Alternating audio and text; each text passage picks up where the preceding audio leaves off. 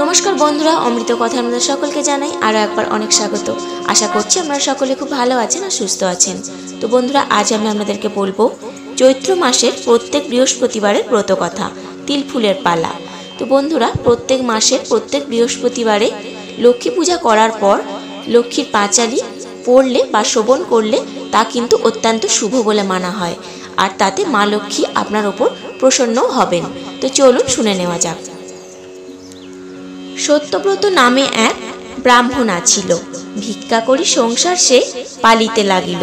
সত্য ছাড়া মিথ্যা কভু না কহে কাহায়, এই রূপে দুঃখ কষ্টে সংসার চালায়।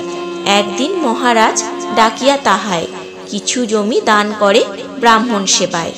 পেয়ে জমি সত্যব্রত হয়ে আনন্দিত, চাষিরা জমিতে তিল ফেলে দিল কত। সেই তিল হতে গাছ হয় অগণিত, ফুলে ফুলে ভরে গেল দেখিতে শোভিত। দৈবযোগে একদিন লক্ষ্মী নারায়ণ, ভ্রমিতে ভ্রমিতে এলো তিল ফুল বন।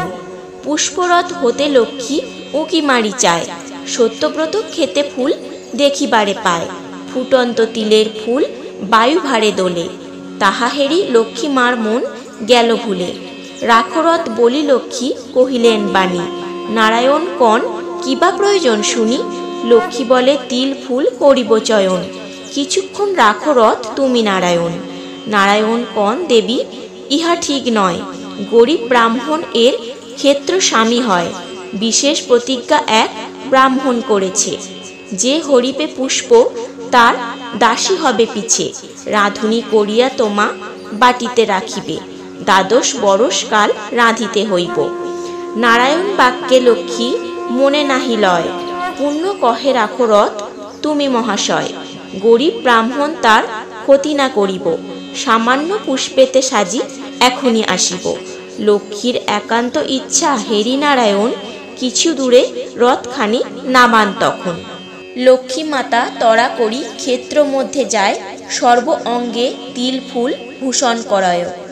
সেই কালে সত্যব্রত গরিব ব্রাহ্মণ, ক্ষেত্র দর্শন হেতু করে আগমন। আসিয়া সে লক্ষ্মী মারে দেখিবারে পায়, কে তুমি কি হেতু ক্ষেত্রে জিজ্ঞাসা করয়।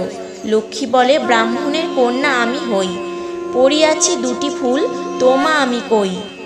এত বলি লক্ষ্মী মাতা যাইবারে চায়, আগু বাড়ি দ্বিজ তারে আগুলিয়া কয়। 12 বর্ষ কাল তোমা আমার গৃহেতে, রাঁধুনি হইয়া যেন হইবে থাকিতে।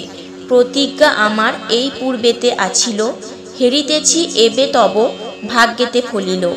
সেই হেতু মম গৃহে করহ গমন, রন্ধনের কার্য করো হয়ে হৃষ্ট মন।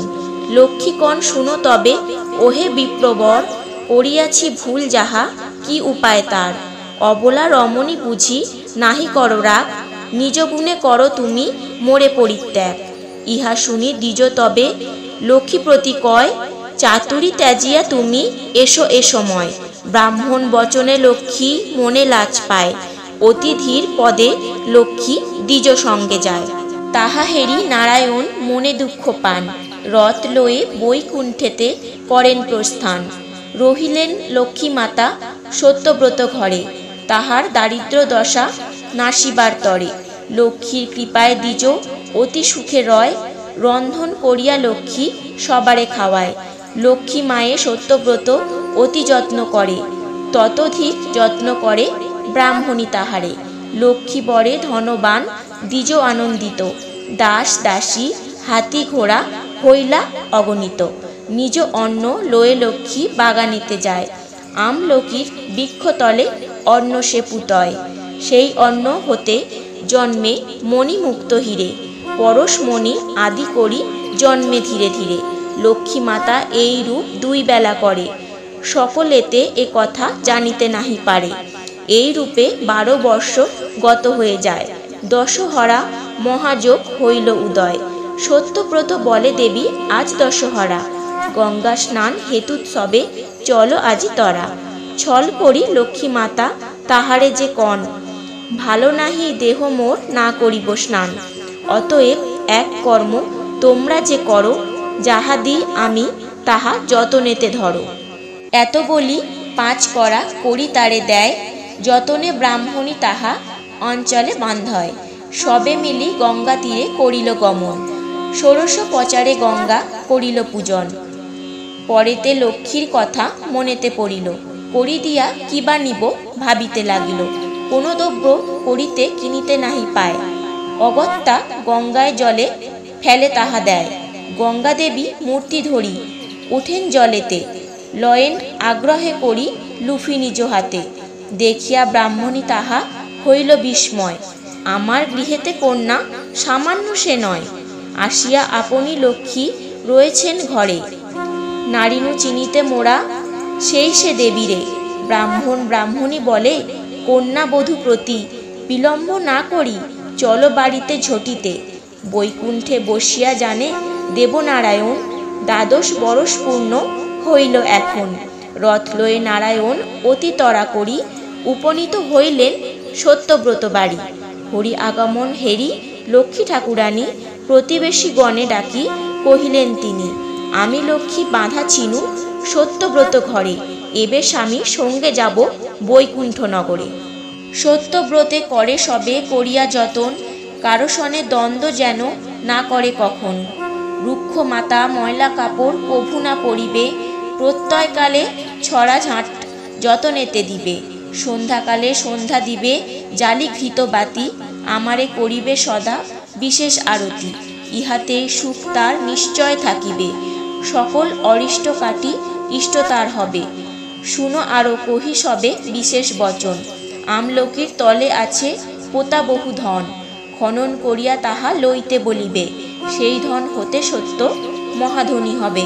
গৃহ মধ্যে মম ঘট করিয়া স্থাপন, প্রতি গুরুবারে মোরে করিবে পূজন। মনস্কামনা তব হইবে পূরণ।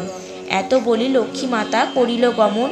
ব্রাহ্মণ বলেন, কোথা লক্ষ্মী ঠাকুরানী, এসো মাগো হেরি তব শ্রীপদ দুখানি। এত বলি হাহাকার করে সে সকলে, পেয়ে নিধি হারালাম সত্যব্রত বলে। হেনকালে প্রতিবেশী ছিল যতজন, সত্যবাড়ি আসি সবে দিলা দর্শন। সবে বলে, বৃথা আর কেঁদে কিবা ফল, গিয়াছে বলিয়া লক্ষ্মী শোনো যে সকল। রুক্ষ মাথা ম্লান বস্ত্রে কভু না থাকিবে, লক্ষ্মী ঘট গৃহ মধ্যে স্থাপনা করিবে। প্রতি বৃহস্পতিবারে পূজা করো তারে, তাহারে নিশ্চয় তুমি পারিবে না ফেরে। আর এক কথা লক্ষ্মী বলিয়া গিয়াছে, আমলকির বৃক্ষতলে ধন পোতা আছে। খনন করিয়া তাহা করহ গ্রহণ, তাহাতে মঙ্গল হবে দুঃখ বিমোচন। এতেক শুনিয়া বাণী সত্যব্রত ধায়, আমলকির তল খুঁড়ি বহু ধন পায়। আনন্দে মগন হয়ে তখনই গৃহিণী, স্থাপিলেন লক্ষ্মী ঘট স্বহস্তে আপনি। সেই হতে লক্ষ্মী দেবী সত্যব্রত ঘরে, লক্ষ্মী মার লীলা ইহা বুঝহ অন্তরে। সত্যব্রত মগধের রাজা হয়ে রয়, দেহ অন্তে বৈকুণ্ঠেতে গমন করয়। চৈত্র মাসে যে বা করে লক্ষ্মীর পূজন, ধনধান্য বাড়ে তার লক্ষ্মী মাতা কন। চৈত্র মাস ব্রত কথা হইল সমাপন, লক্ষ্মী পদে মতি রাখো সদা সর্বক্ষণ। নিবারণের এক আশা আছে মনে মনে, অন্তিমেও রাঙা চরণ দিও মা সন্তানে। ইতি চৈত্র মাসের ব্রতকথা সমাপ্ত হইল। জয় লক্ষ্মী মায়ের জয়, জয় মা লক্ষ্মীর জয়। ভিডিওটি যদি আপনাদের ভালো লেগে থাকে তাহলে অবশ্যই like, comment, share and subscribe করতে ভুলবেন না।